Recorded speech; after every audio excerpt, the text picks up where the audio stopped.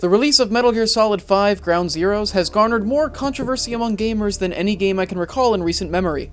What's strange is that all of the controversy has absolutely nothing to do with the quality of the game itself, but the length. For those of you who don't follow Metal Gear Solid, this is what's happening. For the first time in the series' history, Hideo Kojima is releasing an entry in parts. Metal Gear Solid 5 is in 2 parts. Ground Zeroes, the game we're discussing, is being released as a prequel to the much larger second part of the story, Phantom Pain. Kojima himself even describes Ground Zeroes as a tutorial of sorts to get players acclimated to the new open-world stealth the developers are implementing. As such, it's the shortest release the Metal Gear Solid franchise has seen. You can clear the main mission in less than 2 hours. Therein lies the controversy.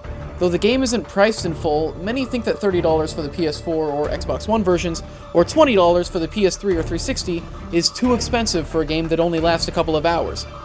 A lot of people have gone so far as to say that Kojima is ripping off his fans, and using them because he knows they'll buy whatever he puts on sale.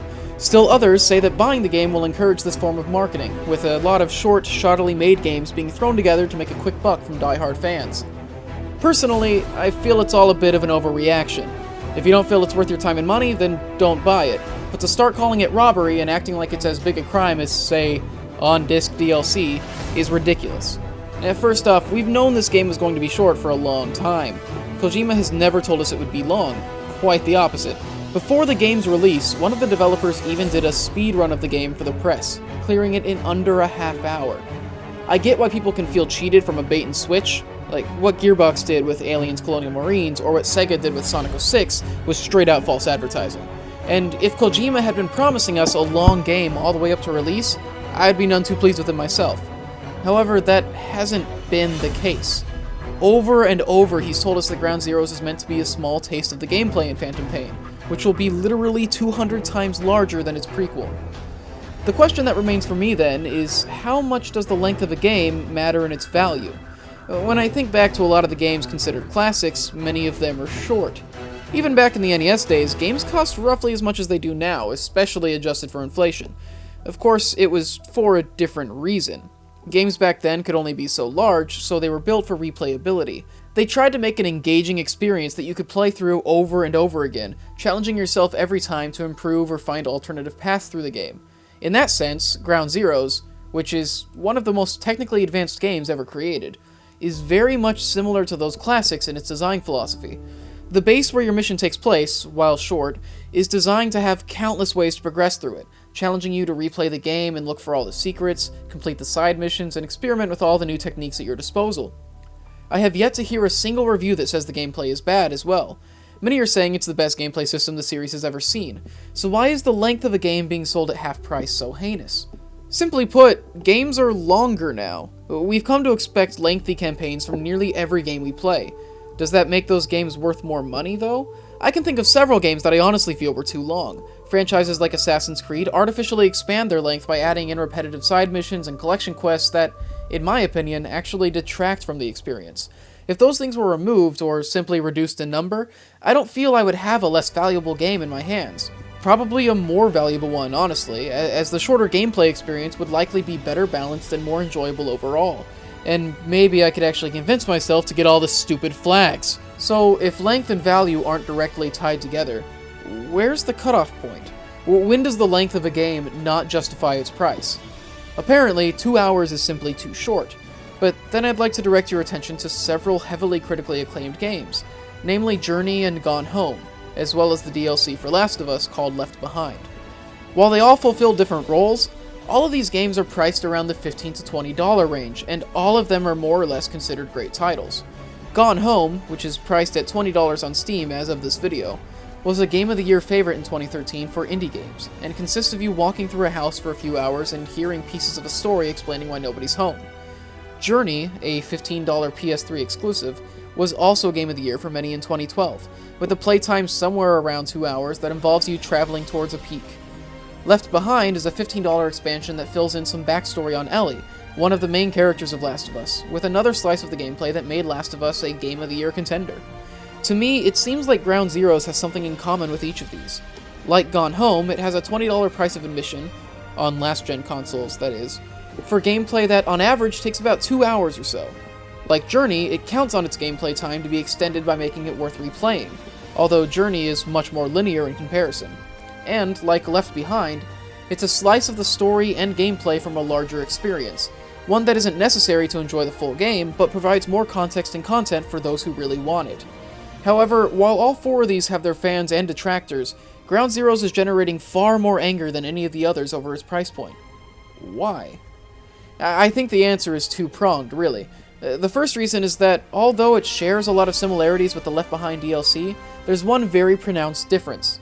This isn't DLC. This is coming first. The second reason, in my mind, is that unlike all these other titles, Metal Gear Solid is a long-standing, proven series that people have high expectations for. After a large handful of titles that have had carefully constructed, expansive stories and gameplay experiences, such a short game as Ground Zeroes rings out to some as a quick cash-in, or an attempt to profit off of Kojima's loyal fanbase. What many consider to be the last true entry in the series, Guns of the Patriots, was released over half a decade ago, and most gamers have been waiting for a next-gen Metal Gear Solid experience ever since the insanely hyped Phantom Pain revealed a while back. In comparison, the small sample that is Ground Zeroes feels like a slap in the face. However, I think the issue has been caused more by a demanding fanbase and exponential hype than by any trickery on the part of the developers or Kojima himself. As I stated earlier, Kojima has been perfectly blunt and honest with us since the beginning. He has made no attempts to hide any of the details behind Ground Zeroes, and has stuck to his guns with his design choices. To me, this is far more honorable than some things that certain other companies have pulled in the last couple years, most notably with on-disc DLC and blatant lies that developers have told to make their games sell better. I believe Kojima understands that many gamers aren't going to be happy with the short segment of gameplay that makes up Ground Zeroes, but he's sticking to it. Like I said earlier, it has been a long time since MGS4, and I think Ground Zeroes is partly an apology for that. What they're doing with Phantom Pain is incredibly ambitious and will take a long time to complete, and what they've done is release Ground Zeroes now rather than including it with the Phantom Pain, like the prologue they did in Metal Gear Solid 2, so that those gamers who are dying to play the new game can see what they're doing. There are many who say that Ground Zeroes should have been released for free, but that's really absurd. Although Ground Zeroes is short, the amount of work that's gone into it is commendable. It's not a linear path like in many other short games, and to create a level that, according to reviews, is as complex and well-structured as the base in Ground Zeroes is not something you just do for a quick cash-in. Not to mention that, unlike with DLC, Ground Zeroes is the first installment using this engine, these models, these functions. It has to start from the ground up, it just can't be added on to existing resources on another game disc. When you then factor in Konami's cut, and then the cost of Sony and Microsoft themselves, it's not surprising at all that the game is priced above the average DLC. When you then consider that the game is built to be replayed over and over to challenge the player to get better, it's no surprise that a lot of gamers are unhappy with it. If you only play games to get through the story, of course a game designed in this fashion wouldn't be your cup of tea. I understand why so many people are upset in this case, though, because up until now, Metal Gear Solid has been an intensely narrative-packed series. However, for every reviewer I hear who's upset about only getting to play the game for a half hour, I hear another who has spent nearly 10 hours with the game. Secrets have been in every installment in the franchise, and many fans play the game through multiple times just to play around and find everything. Ground Zeroes just takes these elements to the extreme. That being said, the higher price points of the Xbox One and PlayStation 4 do seem high to me. $30 is a lot of money in an industry where smaller indie games are flooding the market, even though 20 years ago, a gamer would happily pay that much for a game like Ground Zeroes. Even $20 does give me the slightest hesitation. One argument I hear a lot is that for $20 I could get 4 other good games on Steam. Even though I probably would play 4 time-sync games for much longer than I would Ground Zeroes, would I actually enjoy the experience as much? Reading the reviews, it sounds like Ground Zeroes is offering a gameplay experience that has never been seen before. With the incredibly disappointing route that Thief has taken, Metal Gear Solid might be the only stealth game actively pushing the genre forward, and if the gameplay is as tight as I've heard, I doubt I would have any regrets about purchasing it. After all, money is just money, and it isn't going to do jack for me just sitting in my bank account. Except keep a roof over my head, I suppose, but who needs that? To be honest, I won't really know whether or not the price is right until after I experience the game. And frankly, what they do with fans who have Ground Zeroes when Phantom Pain is released will be a huge point of contention as well. If some sort of bonus is given to gamers who own both, that'll do a great deal to make the price seem worth it. By the same token, if any DLC is released for Ground Zeroes that we have to pay for, or if Ground Zeroes itself is included for free in the Phantom Pain, it'll only sour the deal. Now, many gamers are afraid that buying Ground Zeroes will encourage a new form of gamer manipulating marketing that will result in a lot of quickly hashed together preludes to big name titles simply to make a buck. Knowing Kojima, however, and how devoted he is to his work and his fans, I doubt this was his intent. After all, they did release the Legacy Collection, which is one of the best bang for your buck bundles I've ever seen. I think the pricing of Ground Zeroes was largely out of Kojima's control, especially with the next generation consoles hurting for quality titles. And if they do decide to start giving all their other franchises the Ground Zeroes treatment, well, I simply won't buy any games that look bad. I'm going to buy Ground Zeroes because it looks like a good game, and one that I'll have a lot of fun playing over and over again. More than if I bought a much longer, less well-made game around the same price. I'm also going to shop around because I've seen a lot of stories about people finding the game for under $20 or even under $15 just by shopping online. Who knows? Maybe it'll end up being terrible.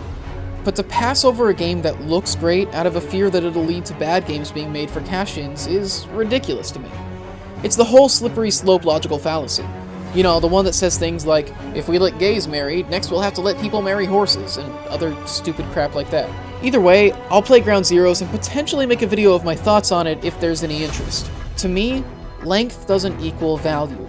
That's what she said. I mean, after all, if we only priced games by how long they were, Xenoblade Chronicles would be much more expensive than the average. Oh.